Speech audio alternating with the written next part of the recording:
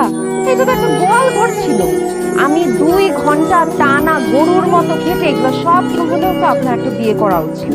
দেখেন, আমি আমার জন্য বলছি না, আপনি দেখতে শুনতে এত কিউট, আপনার বয়স কিন্তু একদম বুঝে যায় না। Thank you. আমাকে বিয়ে করে ফেলেন না। আবার বিয়ে বিয়ে বিয়ে, এত বিয়ে বিয়ে করলে চিৎকার করে লোকজন ডাকবো এবং ঘাট ধাক্কা দিয়ে বের করে দিব। আপনার চিৎকার করতে হবে না, আমি নিজেই চিৎকার দিব। তারপর লোকজন এসে যখন দেখবে এই ঘরের মধ্যে আপনি আর আমি একা, তখন আমাদের জোর করে বিয়ে করা দিবে। আপনার মতো নির্লজ্জ বেহায়া মেয়ে মানুষ আমি কোনোদিন দেখি নাই। নিজের বিয়ের জন্য এত ডেসপারেট হয়ে যায় কেউ? শোনেন, ভালো করে শুনে রাখেন, আমি জিসানের জন্য সেকেন্ড বিয়ে করিনি। আমি চাই না সৎ মা এসে আমার ছেলেকে অত্যাচার করুক। আপনার ছেলেকে কেউ অত্যাচার করবে না। আমি আপনার ছেলেকে এত ভালোবাসবো, এত ভালোবাসবো, এত ভালোবাসবো যে সে তার নিজের আসল মাকে ভুলে যাবে। এই দুনিয়াতে সব মায়ের সত্তা আমি চেঞ্জ করে দিব। এমন একটা সময় আসবে যে নেক্সট জেনারেশন এসে তাদের বাবার কাছে বাইনা করবে, বাবা আমাকে একটা সৎ মাইনে দাও না।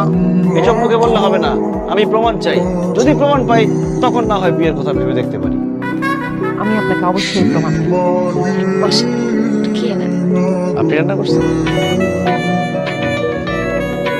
রেস্টুরেন্টের খাবার খেতে খেতে বিরক্ত হয়ে গেছি। জিসান থাকলে খাইতে পারতো, পরীক্ষা দিয়ে এসে খাবে না।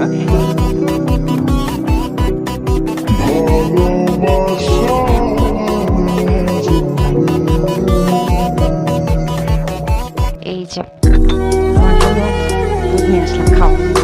কিসেন ম্যাথ সলভ হচ্ছে না? না, কোনোভাবে মিলাতে পারতেছি না। ওইটা তো সহজ। এই নাও।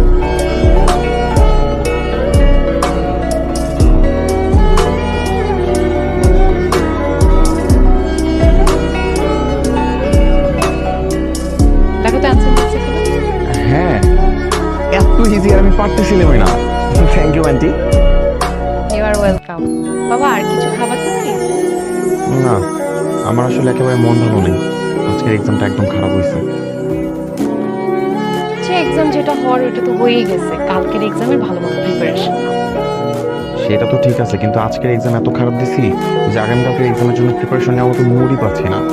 আরে হচ্ছে না পড়ার টেবিলে টাইপের সিচুয়েশন, আমারও হচ্ছে। আচ্ছা আপনি জান, আমি ট্রাই করে দেখি একটু। তোমার মন ভালো করার ট্রাম্প কার্ডটা আমার হাতে আছে বাবা, জাস্ট ওয়েট অ্যান্ড ওয়াচ।